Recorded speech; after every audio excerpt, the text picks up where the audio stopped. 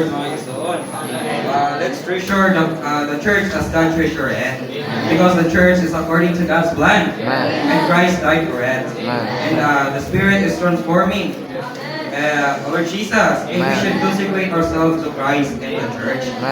Giving Him all our time, all that we are and all that we are, all that we have. So Jesus, God's eternal purpose is to work Himself into us, mingling with us and expressing Himself with us. So Lord Jesus, Amen. May the Lord open our eyes to see His eternal purpose. Amen. We must consecrate ourselves to the Lord and His church mga igsoon as bahin sa lawas ni Kristo. Jesus, this way He can build His church to fulfill His purpose mga igsoon. Now we need to grow in the divine life in the church mga igsoon, enabling us to function as apostles, prophets, evangelists, and shepherds and teachers mga igsoon. Now the meeting of the church is crucial. Mao ni ang atong pinaka-importante karon mga igsoon.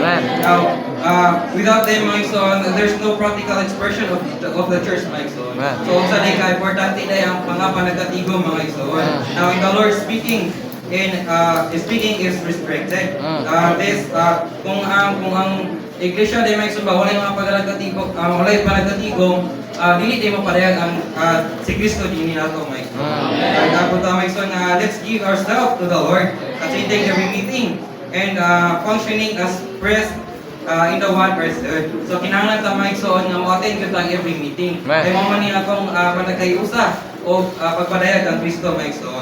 So praise the Lord may igsoon nga ditang mga Kristohanon may igsoon dili ta individual lang kundi dili nausa ta diha sa lawas ni Kristo. So praise the Lord may igsoon gipagitaan kita sa atong resisa sa atong himay igsoon mga the churches, the building may igsoon which is kaning Lord Jesus, the churches may igsoon dili siya building physically building may igsoon dili kita dinhi may igsoon. So praise the Lord may igsoon mga kinahanglan nitong pahimuslan ang kadato ni Kristo dinhi nato may igsoon.